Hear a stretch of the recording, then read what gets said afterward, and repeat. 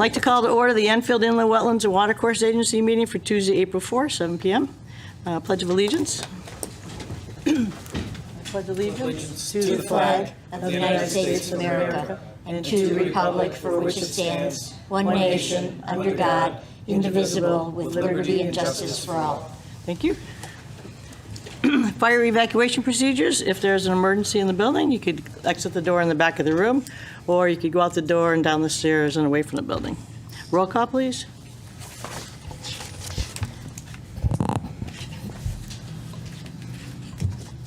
Donna Corbin-Sabinsky. Here. Kevin Zorda. Here. Virginia Higley, here. Robert Hendrickson. Here. Ann Collins. Absent. Nancy Martin. Here. Phil Kober. Absent. I'll leave him for a minute to see if he comes in, and Sean Dane is not here. Yeah, okay.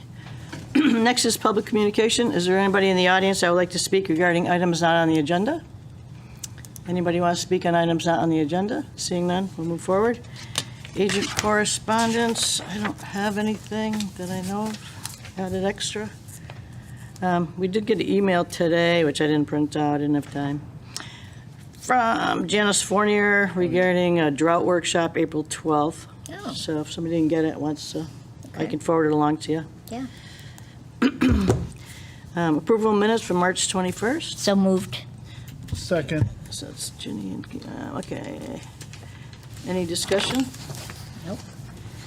Okay, I did see that Nancy was absent on the roll, and it doesn't show. And then on the minutes. And then the end of page 1 on IW 676600, they don't show the vote. So Kevin made the motion, Ginny seconded it, and it was 600. So there's no motion. So that's all I saw for updates. So do we want to Just amend her. amend your, do you want to amend your motion? I want to amend my motion to approve the minutes of March 21st with corrections. Okay, Kevin? That's seconded. Okay. Any more discussion? Can we have roll call, please?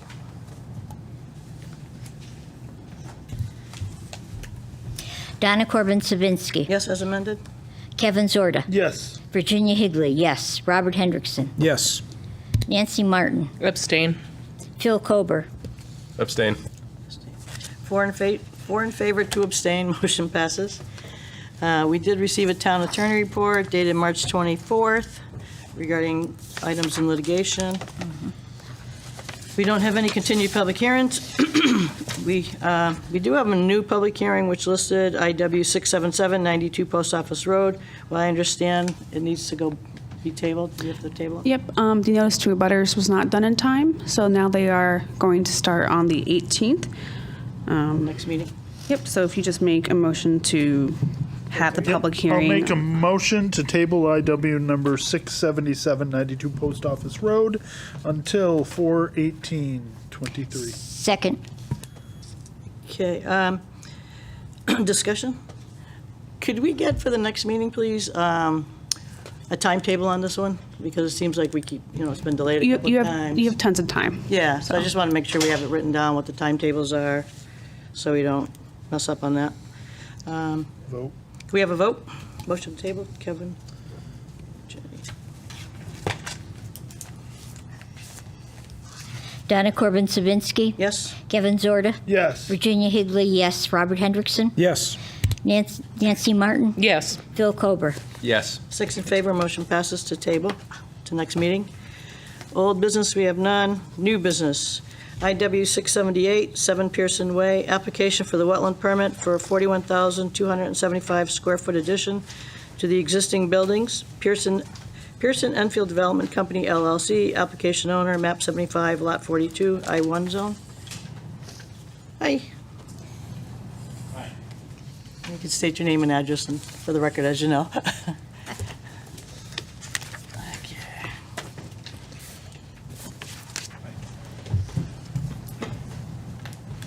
Good evening. For the record, Dana Steele, professional engineer with J.R. Russo and Associates. With me this evening is Matt Davison, soil scientist, and John Pelly representing the property owner. This project is located at 7 Pearson Way, which is at the end of the cul-de-sac off of George Washington Road. You can see from our location map the location of the property. This cul-de-sac is an industrial subdivision, and the property was originally proposed for development in 1997. At that time, the plan included a phase 2 to expand the warehouse to include the rest of the developable portion of the property, and that second portion was never built. Now they want to build something similar, a little bit smaller, but similar to what was envisioned back in '97. This is the site plan, which sheet 3 of your plan set, which I've colored up just to help clarify where the regulated activities are located. The addition is on the west side of the building. North is pointing down in this case, and we have Jawbrook Brook on the western boundary and Freshwater Brook on the southern boundary. Jawbrook drains into Freshwater, and Freshwater heads to the east, obviously towards the Connecticut River. This Jawbrook has a wetlands associated with it that were delineated by Matt Davison, and then our surveyors located those flags and added them to the plan. So the 100-foot regulated area from Jawbrook is designated by this yellow line here, and the 100-foot setback from the wetlands associated with Freshwater is also designated. Your regulations also require a 200-foot regulated area from Freshwater Brook. So this second yellow line is the 200-foot setback from the actual watercourse. There is an isolated wetland in the corner of the property. This area is wooded. This is a man-made depression at one time, was dug out maybe for irrigation. Matt can elaborate on that. But the activities are basically working within the envelope of what was previously envisioned. So you can see the existing tree line here then just cuts across. This matches up down here, and we're just going to be expanding it back. So the encroachments into your regulated area are marked in pink and orange. Pink is the 100-foot regulated area encroachment, and the orange is the additional 200-foot regulated area encroachment associated with Freshwater Brook. So the most of those activities are just grading to make room for our stormwater basin at the west end of the addition, but there is some pavement expansion associated with the loading docks. It's basically just a continuation of what's there. Simpson Strong Tie is the tenant, and they're looking to expand their operation, and so we're here to seek approval for that. We'll be heading to planning and zoning after this, pending your approval. The plan does include a trash compactor. There is an existing trash compactor. Most of the waste from a use like this is cardboard, and that needs to get compacted so that it's easier to dispose of. So that's compacted in here and then hauled away by a private waste hauler. There's already one compactor at this end of the building, and so we'll be adding a second one due to the length, just for efficiency, convenience to be able to serve the expanded building. Stormwater basin takes the runoff from the parking area and from the roof and routes it through a stormwater BMP, a water quality basin for infiltration. So we store and retain the water quality volume that DEP recommends, and that infiltrates into the ground, and then the overflow then heads to the existing system, and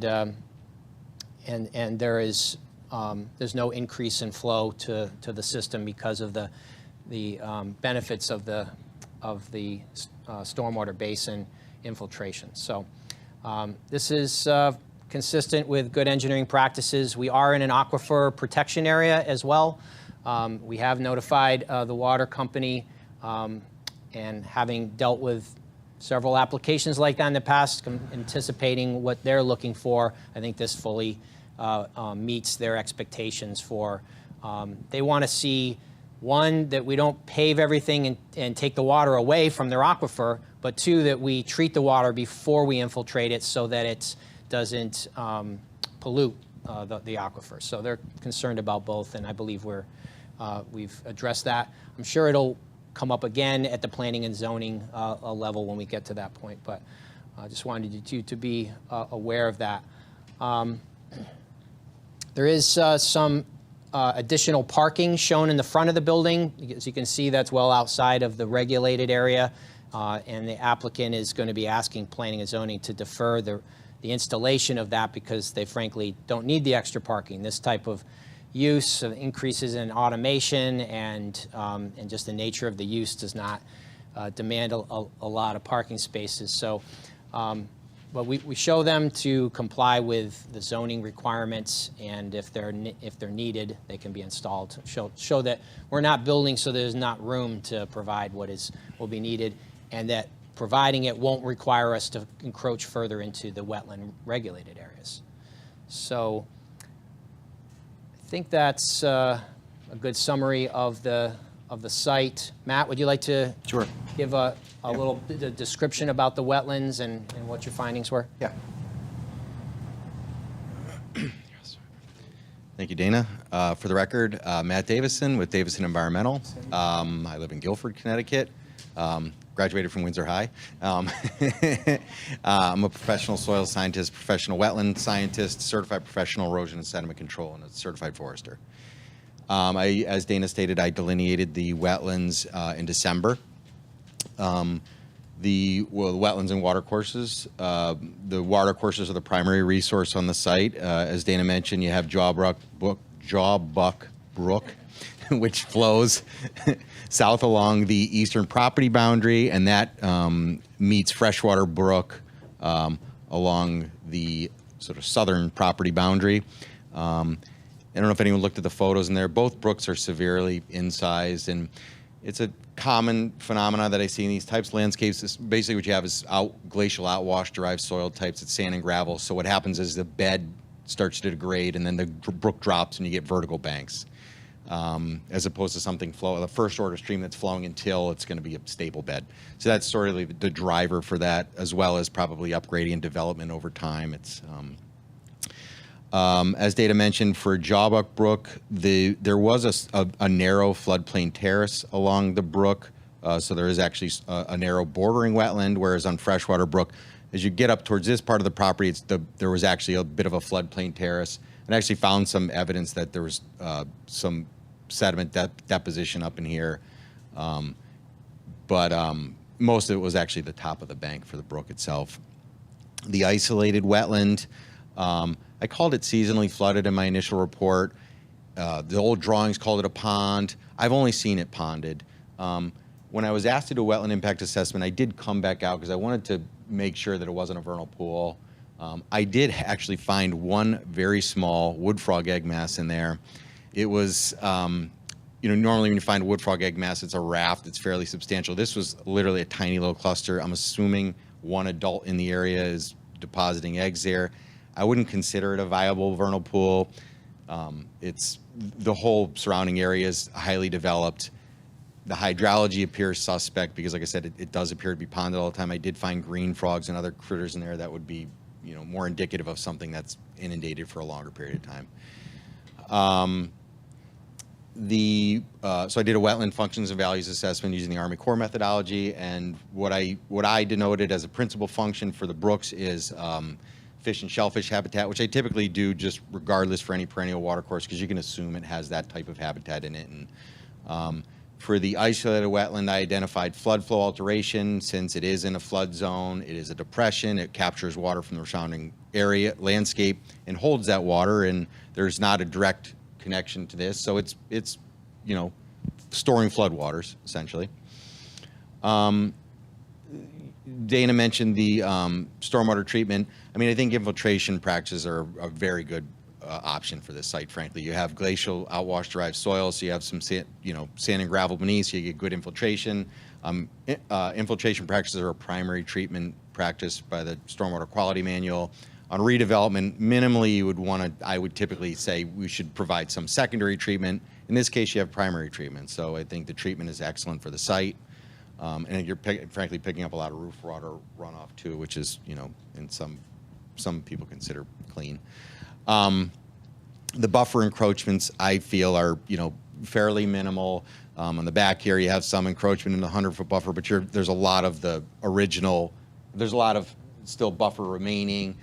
This area has all been disturbed by that, the underground utilities that were installed there. A lot of the activities that are in here, a lot of the vegetation clearing is frankly of just sort of scrub, shrub, invasive species. It's not high-value habitat that's being removed. So with the retention of the buffer, as we have it, with the primary stormwater treatment, with the condition of the area that's being worked on, I did not feel that there was any adverse impacts to the wetlands and watercourses. I think that's about it, unless anyone has any questions.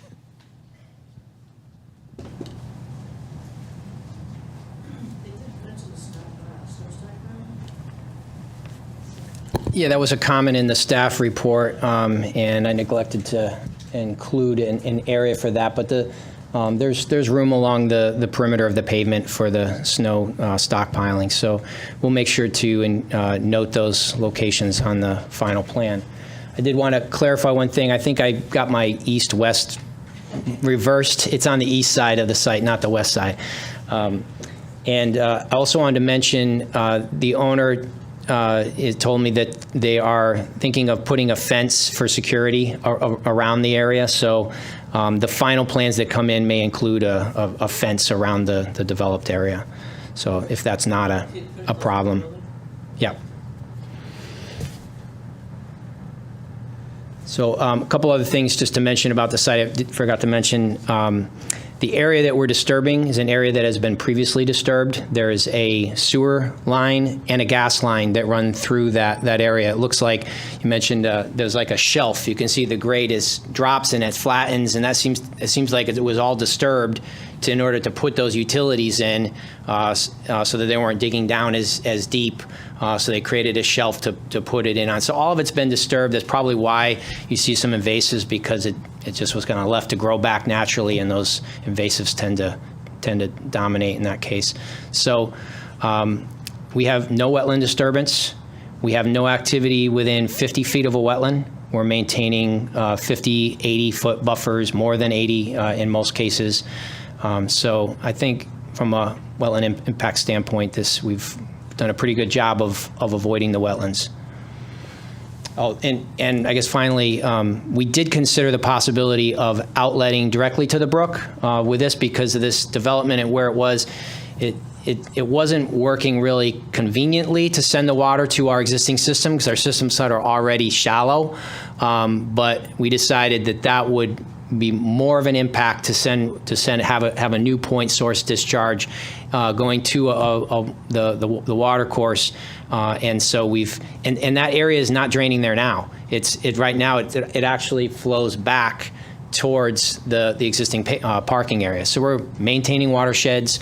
We're avoiding a new discharge location, and so I think it's the way to do it.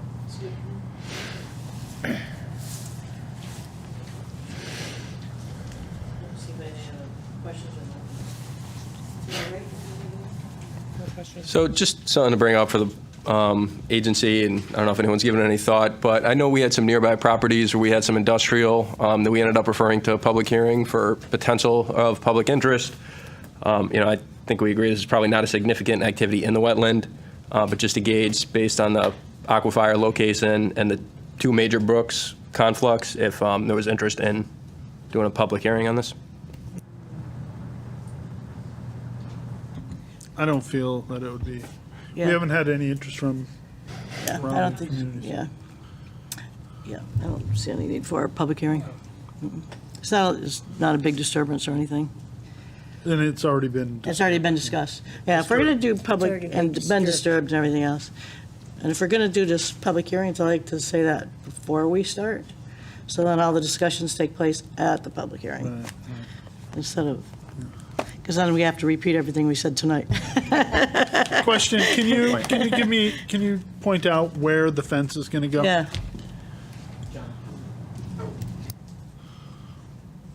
Around the trucking. Just show it on the map. yeah, just kind of like, I turned it off. John Pelly. Where are we now? Good evening. hi, John Pelly. I'm with Pearson and Field Development Company. I'm the managing general partner. Hi, I built welcome. this building in 1997, 98. And I'm back again. that's good, that's good. So there has been some dumping of rubbish kind of stuff that they've been living with, and I think the police department could verify that they've been asked to come out there. But it's at the end of the cul-de-sac, and sort of there's no lighting, there's no illumination around the parking areas. So that's one of the reasons we may group new parking up. There is a smaller part of the building here, which is called the conference center. And they plan to have their employees all enter at this point. The proposal is to put a sliding gate approximately at the intersection of that outside corner, which would be the southwest corner of the building. And then the fence would follow the property line and then follow, the tree line, follow the pavement that's there, and then the new pavement, and then return back to Okay, this so you're- southeast corner of the addition.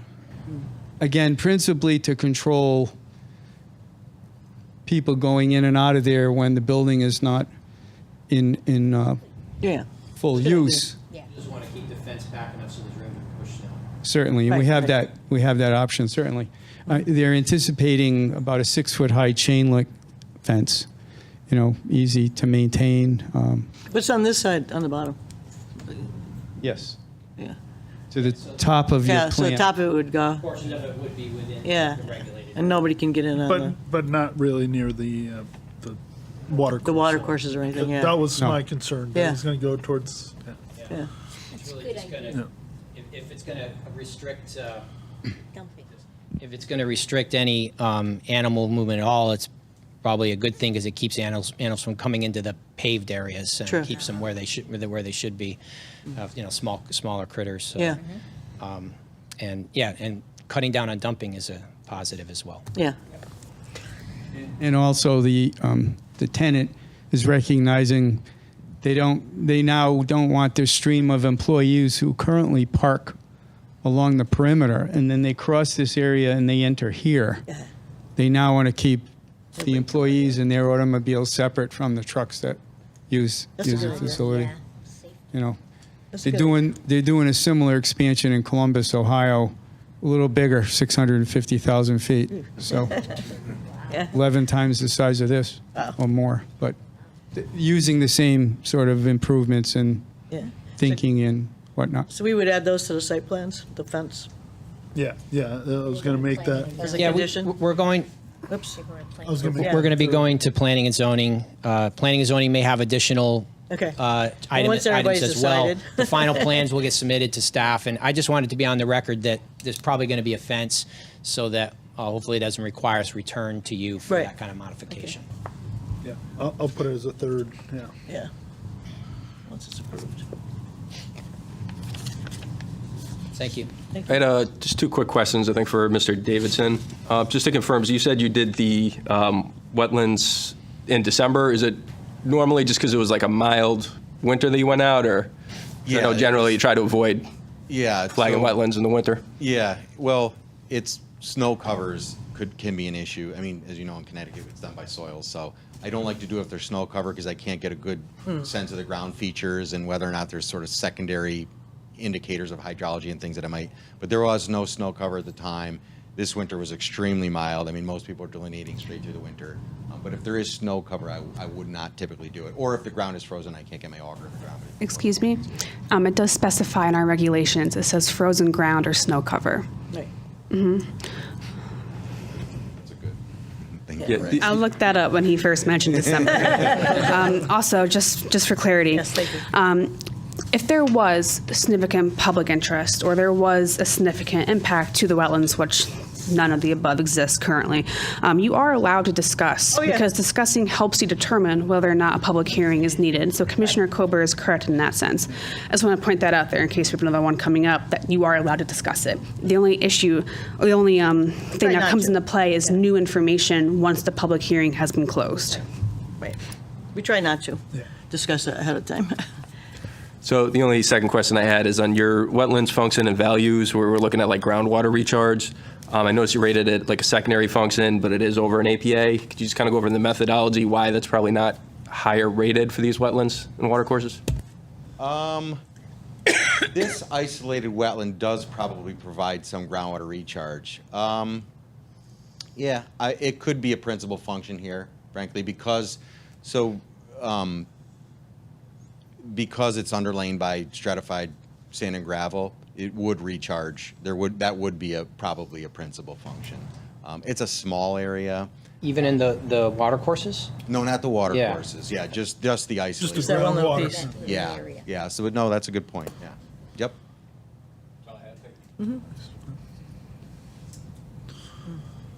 Anybody? No. Anybody? Any discussions, questions? No.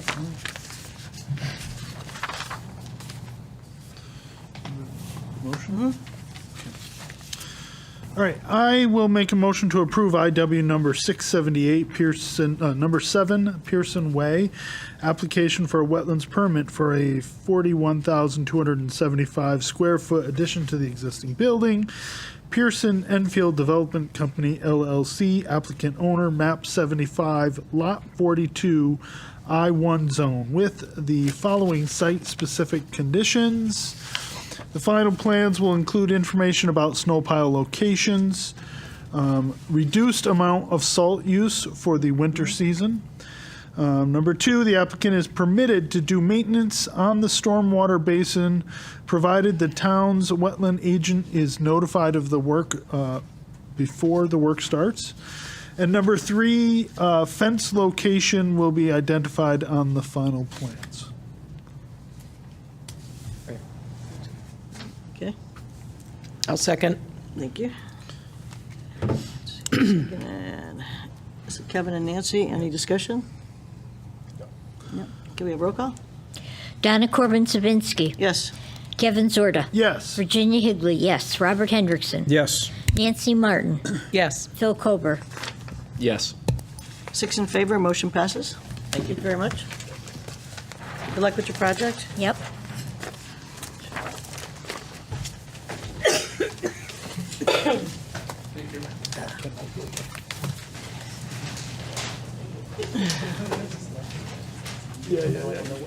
We'll go through it all here. Reset. Okay. Next on our agenda is determination of permit needs. Madam Chair, the applicant has requested these to be tabled until the April 18th meeting. Say that again? There- For all four? For all, it was an email I got from Mr. Jarmock for all 4 DPNs. Oh. Yeah, may I be heard? Yes, yes, of course you may. Derek Donnelly, Yeah. on behalf of the applicant, again, nice to see you all again. Yeah, welcome. Yes, we did submit the determination of permit needs following the last meeting. Those got in last week. Staff provided some initial comments that needed to be addressed, and we just weren't able to get that done between Thursday and today. So we're working on those. We will be withdrawing the first 3 determinations of permit need. We'll formally do that tomorrow via email. We're going to focus on Abbey Road. None of the work on those other ponds is going to be able to be conducted until next off-season now. The growing season is, as you might have guess from the Upon us, temperature yeah. today is now upon us. So there's no more time for maintenance work. So So they'll come back like next Yeah. year with them, okay. correct, yeah. So likely in the late fall. Yeah. So with the others. like that. But with respect to Abbey Road, I don't know if it's appropriate to get into the notice of violation at this point. We can Yeah. wait until that Well, comes on as well. so we're going to table DPN Make a motion. to Yeah. table. All right, so I'll make a motion to table the 4 determination of permit needs, DPNs 2023-03, 24A, 24B, 24C, and 24D, 147 Abbey Road until the next meeting. Second. Okay, so Kevin, Jenny, okay. Any discussion? Seeing none, roll call, please.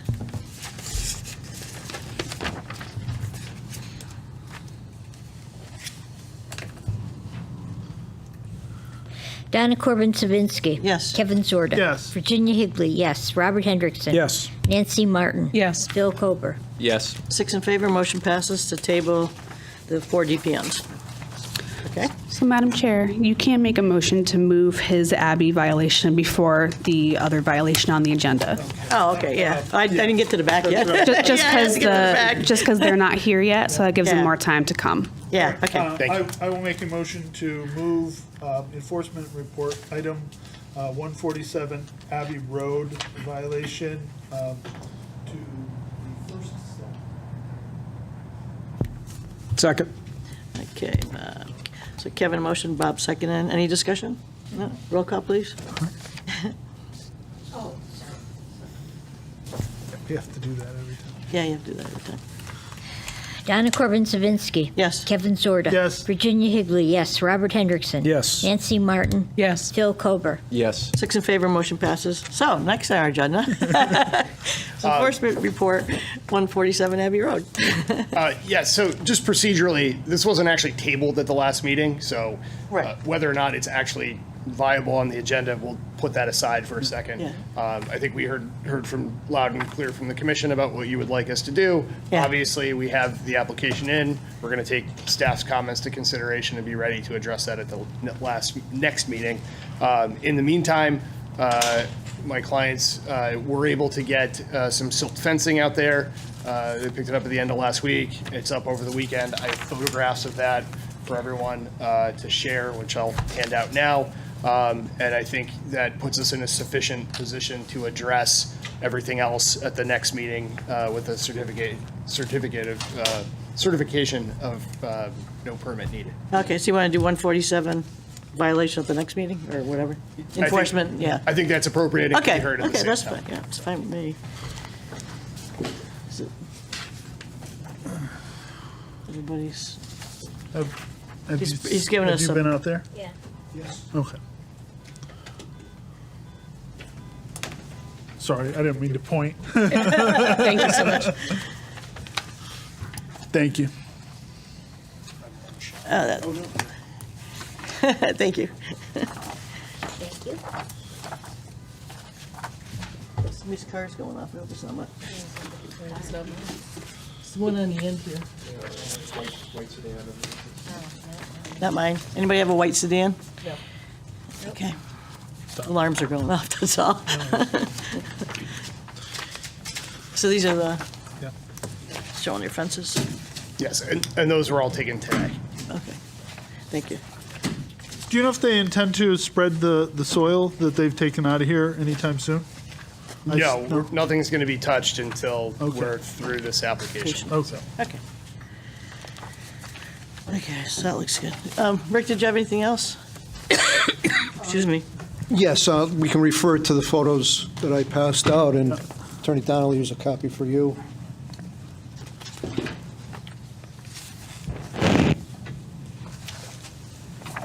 So at the last meeting, so if you look at the photos that I gave tonight, these are just a little larger, enlarged photos of the previous photos submitted to you.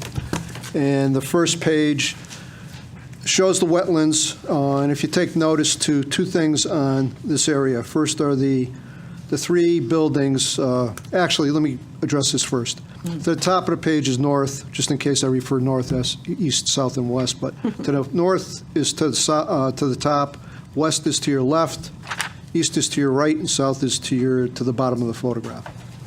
So if you notice the three greenhouses and the area of the wetlands that is right to the rear of them, it would be just a little bit to the east of those three greenhouses in the center. Also, you can see a wooded area. This photograph of the wetlands is from the 2016 aerial GIS. That area of trees no longer exists there. And so now you may have to reference back to this, but if you look at the next photograph, you'll see that that is an area photograph taken from Abbey Road, looking to the east. And you'll see one of the greenhouses, or actually several of the greenhouses, but you'll see the material piled up behind it. And that is in that green area that's noted as wetlands on our mapping. And then if you look at the next photograph, you'll see some material deposited there, and you'll see a mound of brush. And that is the area where the trees used to be and are no longer there. That was the start of it. And that area of brush and trees is also in the wetland area on the mapping. Again, if you look at the third photograph, you'll see the greenhouses. This picture was taken from Buchanan Road looking to the west, and you'll see where the materials are piled up behind the three greenhouses, or several greenhouses in the photograph. The next photograph was the ditch that was, it was explained to you at the last meeting that that was being used as a means of soil erosion and sediment control measures. The only issue with that, it's since been apparently, according to the pictures submitted tonight, been rectified, but best management practices would not have the dirt piled on the outside of that ditch. If that's not in wetlands that are on towards the east, it's very close to those wetlands. And the next photograph is simply, again, that's the ditch and the materials piled outside of the ditch itself, on the outside of it.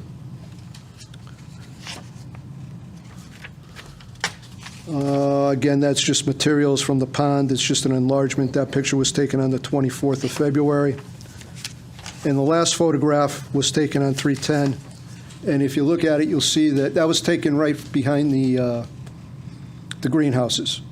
And that whole area has been, material has been deposited in it. So it is a wetland issue. The last meeting, Attorney Donnelly implicated or insinuated that we were lying as to materials being deposited in the wetlands, and that's just not the case. I didn't say anybody was lying. I said You most certainly did. I said I disagreed with the representations. And, you know, look, I'm happy to address these as part of what will be back in front of the commission. This is the first time I'm seeing the current photographs. I've walked the site with my client. I'm not sure I 100% understand the angles of some of these photographs. So, you know, we'll take a look and make sure that we Come have back. all the information in front of the commission. Okay, that sounds fair. Yeah. Yeah, that's fair. Yeah. Give you time to go figure it out. And you'll come back in 2 weeks on the 18th? Madam Chair, if I may real quick, I do just want to add, we all know this is a farm, and the farm pond is pretty important for the farming operation.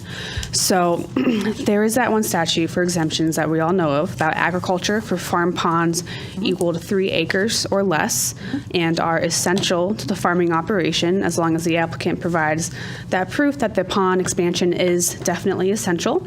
The other thing to keep in mind is that even though the expansion of the pond itself would be an as-of-right activity, filling in material from the pond into other wetland areas would be fill and would require a permit. So I just wanted to make that clear for the record. Yeah. Thank you.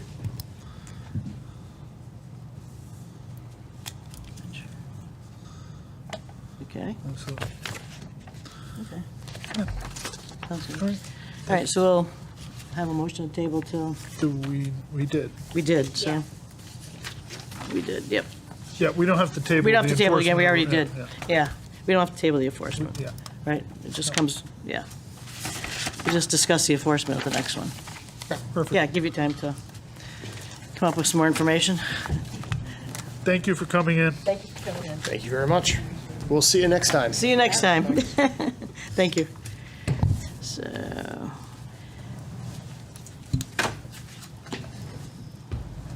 Thank you. Is 147 Abbey Road? Nope, next, the map. I mean, sorry, 47. map 47, lot 12, notice of violation, that one. Are they here? Yes, thank you. Hi, welcome. Could you state your name and addresses for the record? Mark Spazzarini, I represent St. Thomas Realty, the owner of the property. Yep, hi, And Dana Steele, J.R. Rousseau and Associates. welcome, welcome. So Mark asked me to join him tonight since I was here anyway, and I'm familiar with what's going on at the property. Property, perfect. Good timing. So back in December, I believe, right, Mark? Yeah. Back in December that we met out at the site with Georgie and Rick regarding clearing that had taken place without a permit, and it may have been located within a regulated area, portions of it within a regulated area. What I observed is the area was completely cleared. Trees, trees were there, stumps had been removed, and there was piles of the Stuff. debris. A lot of the wood had been chipped and condensed down to chips, and the chips were stockpiled in a windrow around the perimeter of the area of disturbance as an erosion control measure. So the area with the removal of stumps, the soils were disturbed and somewhat susceptible to erosion. The row of wood chips appeared to be an adequate barrier to keep sediment from going into the wetland areas of the woods. But we didn't know where the boundaries of the wetlands were. And so we hired George Logan to go out and look at the site. And George has been pretty slow in getting his reports back to us. He started the work out there, but he hasn't finished, hasn't given us a report yet. So that's the reason for the delay. I think staff was expecting something quicker, and understandably,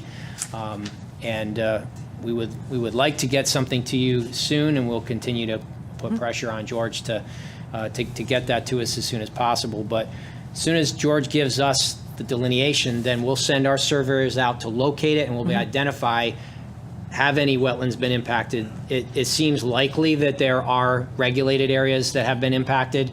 We're pretty certain of that. Maybe some wetlands even some of that clearing has encroached into a wetland finger. But once we have it delineated you can and tell. flagged, we can tell you exactly what is, and then begins the discussion of how do we fix it, how do we make it right, and so we're in the middle of that process now. What we want to do also is when we come in with a plan, we want to show what our use, so, we're going to do it, what our Wanna do. intended use for part of this property is. Okay. When I went in there and cleared this fall, if you pull the site up on Google Earth, it used to be, it sure doesn't look like it now, it used to be a hayed field. Back, I grew up near that land. And you can see what we cleared primarily was secondary growth. And you can actually, it's pretty clearly defined right now, you can still see it on Google Earth. That's what we cleared. Okay, In hindsight, we had Yeah. a crew free, and we sent them in there, Didn't work out quite as I planned. But here we are. Right. But, like I say, I would just like adequate time to prepare the plan with course. Russo, which I've had him working on. We've been just beholden to George Logan at this point. how much time do you think is needed? You'd be able to come back? Like a couple months.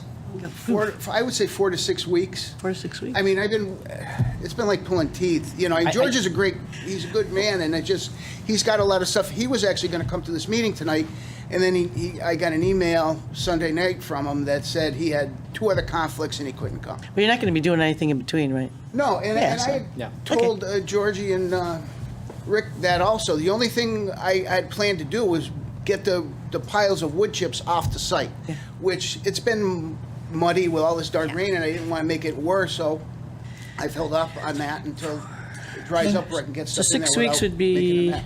6 weeks would be the 9th. So the 16th would be May 16th would be our next, a meeting after that. I mean, So I if you hope to can- get if it you can done come back sooner, from May but I don't want 16th. to, I don't want to come back and say, hey, it's just, I would like to present you with a Hold on. plan Yeah. of the whole site of what we do, and then, instead of coming in piecemeal. Rick, have you been out there? Are the wood chips doing the job, or do they need to have some sort of other? It's a very flat site. There's a certain area, I believe, on the east side towards the woods. There was a pool or a pond over on that side there that, I'm not sure what you have there right now. If anything. I can show it to you again. I mean, I should have took a photo of it. There's that wood chip berm that blocks that whole area off. Yeah, you may want to put something other than, because the chips just, if you get any storms or anything, just washing into that area. So you may want to put up some fencing or hay bales or Hay something bales. to stop that. It's just because, if we get some severe storms, that's going to wash off into that area a little bit more. So I would be a little more concerned with that right now, at least that area of the property. Madam Chair, if I may, I do have some information just because I issued this violation. Okay. So just a little background context. We did receive a complaint about the trees being cut down and excavation in the wetlands. That was received on December 8th. I had called Mr. Spazzarini, who gave me some input about what he wanted to do. So we scheduled an inspection to meet on site on December 12th. We noticed the stumps were grinded, the land was cleared, secondary growth was removed, and there was a berm made out of wood chips, and that they were going to get George Logan out there to delineate the wetlands. So we had decided to not issue a notice of violation at that time because they had showed they were going to comply and apply for permits. December 22nd, excavation work was ongoing. There's an inspection at 2, said there's no wetlands on 38 Post Office property, but that's still pending George Logan's delineation. On March 20th, we noticed that the excavation work was continuous and that the piles had grown since our last inspection. The pink wetland flags were observed on site. So March 20th, notice of violation was issued for doing work in the wetland and upland review areas without approval or even activity notification to the agency. And then on March 21st, I received a phone call from George Logan, who had verified with me the soil piles have increased on site, trees are removed, the mulch berm was still in place, but topography complicated things for him to finish the delineation. He also noted that there are vernal pools on site. So that was the point of the violation, just to make sure that they're not doing any activity without the proper approvals, as they did specify before. So just a little background context there. Okay. So I don't see any of that in our documentation anywhere. Could you provide that for our next meeting, For what? for what you just said? The conversation with The George. conversation you and- just Oh, had with us. yeah, that was I don't just- see any documentation anywhere. Yep, that's just a note. I just noted it down, so. Yeah, but I mean, it would be helpful for us to have some of that. So did George say that there was vernal pools? He said that he believes there are vernal pools on site. He's going to conclude his delineation and provide a report soon to Mr. Spazzarini. Elsewhere, not near Yes. the. Our GIS shows them located towards almost the center of the site, a little bit more towards the east and south areas of the site. Again, our GIS layer isn't too accurate, so Yeah. that delineation report will definitely help clear things up. Right. We're moving into the vernal pool season, so you can check it now. But you couldn't before. You Yeah. couldn't before, was the Yeah. point. Okay. So you would be open to Rick going out there and just checking to make sure that that no other sedimentation control is necessary? I think that would be a prudent thing to do. That's fine with me. I'll contact Mr. Spazzarini and we'll make arrangements. Okay.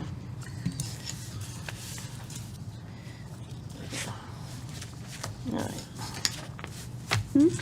So you set a date for. Yeah, so I just put that date. Where did I write that down on the back here?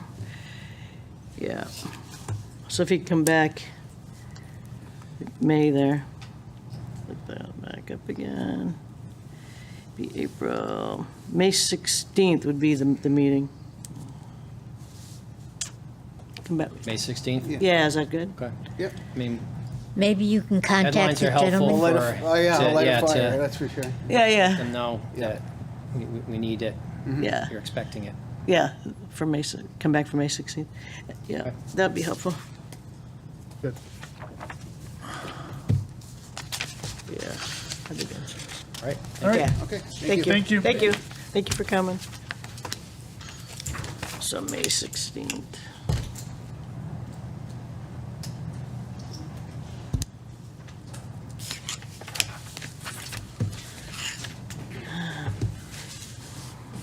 Yeah, and if you could, Georgie, write up what you stated, that would be Yep. helpful to have. I can for give our you my records. complaint report Yeah, next so we month. could have that.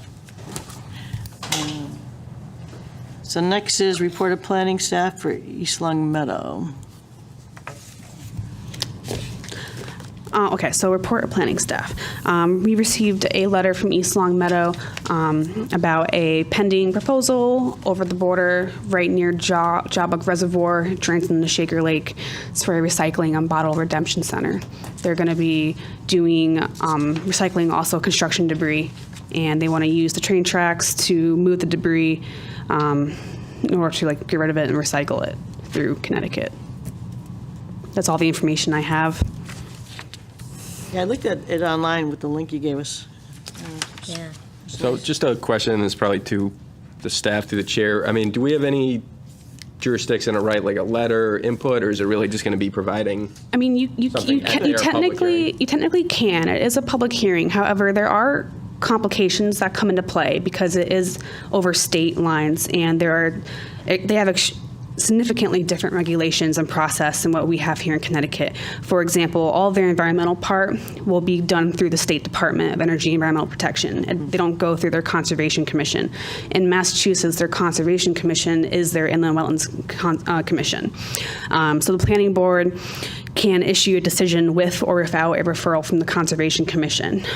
They don't anticipate any impacts, but then again, I did not see that environmental report up there for the application. And when I was talking to the planner today, that's really all the information we have. So anything related for letters or public hearing wise, Enfield residents would be able to attend. I've been told the planning board might be amenable to that. However, it does complicate things because different regulations, and then it's a little complicated. Yeah, because that brook then does flow into Connecticut. Yep, and it's all zoned industrial over there too. It's the industrial garden park. Right. Yeah. So, and then it's kind of hard to tell from the sketch, but Yeah, is anything they're doing at least like within 100 feet of our state line, or is there more of a buffer? I'm not too sure. The site plan and application materials are in that link I previously emailed you all. I don't know what they regulate for wetlands or anything like that. I'm not sure what their regulations look for in terms of compliance or pollution or anything along those lines. No, that's fair. Thank you.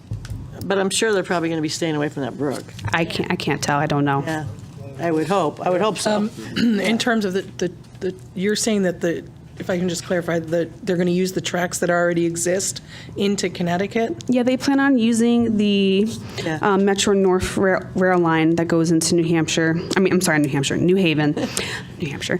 And they want to be recycling construction debris and debris that comes in. The track isn't even complete. I had mentioned that.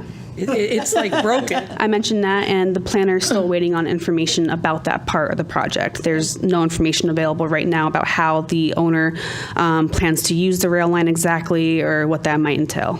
Every once in a while, there's a flurry of activity. As well, it goes, the track abuts the Crescent Lake Dam. The other thing is that the rail line is federal regulated. So even if there was something impacting or anything like that, the local municipalities wouldn't necessarily have a voice in it. It's federally regulated, unfortunately. We've run into that with the roads, doing the roads. Yeah. And there's a gas pipeline through there as well. Well, that's all the information I Lots have, of things. unfortunately. Thank you. I do have another question. So, have you heard any more from Yankee Casting? Where are we with that? That's a different one. Negative. And I've been trying to get some movement out of Deep. I think that's going to probably, if I can get them to move, we might have a little more impact on things getting done out there. I mean, is it to the point where we have to do a cease and desist? That might- Actually, I can't remember if I issued one of the, I think I issued a notice of violation. I'm not sure if I did the cease and desist, but it could come to that point. Yeah. You know, and then, you know, everything gets shut down. I did I hate check to do that, but if they're, the pond is almost useless as it exists right now. Yeah. It's almost full of sediment. And the good thing is the fencing is still up. yeah. So I've been checking it periodically, but within the next week, I'm going to have to make a decision and do something one way or the other. And if it comes to issuing the cease and desist, if we don't hear, then we'll do so. I don't know. Because he said he was going to follow up with some timelines and stuff. He did give us, It's been a while. They got that. yeah, you guys got this last time Yeah. too. He did give us the amounts of sand as requested from a couple meetings ago. But like Rick said, we haven't heard back about anything else yet. Yeah, because the last meeting, you were going to reach out to him. Yeah. Yeah. Yes, and like some of the others that we discussed, Yeah, they didn't not much get there response yet. back, so I guess one more step. Yeah, okay. Thank you. Thank you. So anything else from for the report from the planning staff? I do have one more.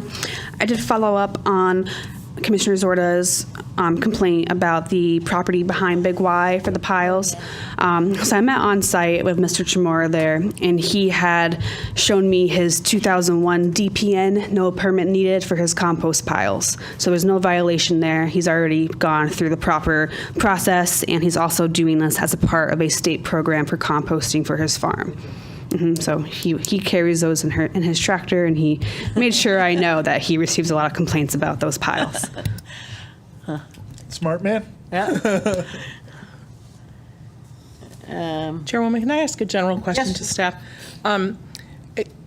Being new, I'm curious, when there's a violation, is it only that you go to the site if there is a complaint, or do you generally go through town and check on different areas that are of concern with watercourse and wetlands areas in order to make sure that things are being done properly, or is it just when a complaint comes in? That's my general question. How do you determine? You don't control, right? Usually it's complaint generated, unless something is obvious and there's going to be an immediate impact of one way or the other. But in most cases, it's usually complaint generated. And when we do get a complaint, there's different ways we can approach it. One being trying to contact the owner and discuss what's happening on the site, which is what I decided to do with Mr. Chamorro, just because he doesn't have email or anything like that. So getting his phone number and meeting him on site was a lot more beneficial than just issuing a notice of violation.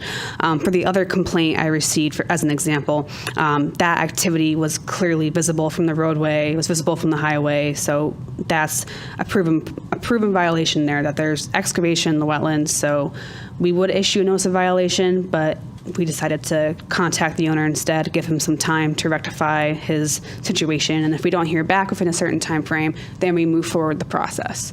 So there's different ways to go about it, but majority of the time it is complaint-based. Thank you.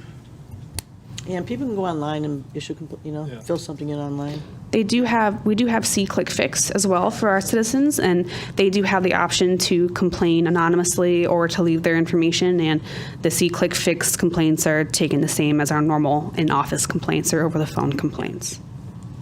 Thank you. Yeah, so new applications to be received then? I do have one we received this morning. This one? Even though our DPNs don't really have that receipt, heard, review timeframe, DPN 2023-04-04 for 10 Patricia Circle. This is an application for determination of permanent need for an in-ground pool. Nadia Wright, applicant, Jamie Herrick, owner, map 70, lot 66, R88 zone. This is Going to be a DPN? Yep, this is a DPN because, and you'll notice when we get to the plans, but there's escarpments located around the back and rear of the property, and they're proposing their pool outside of those areas, but just to be safe, they came in for a DPN. Okay, that's a DPN. Okay, Escarpments. DPN. I thought it was a regular application. I Okay. do too. Anything else? Miscellaneous. Miscellaneous? Don't see anything? If Okay. there's nothing else, Nothing else? I move to adjourn. Second. So Ginny and Phil, and it's 8 o'clock. Oh, 8 o'clock. Vote, all in favor? All in favor? Aye. Aye. Meeting's adjourned, 8 o'clock.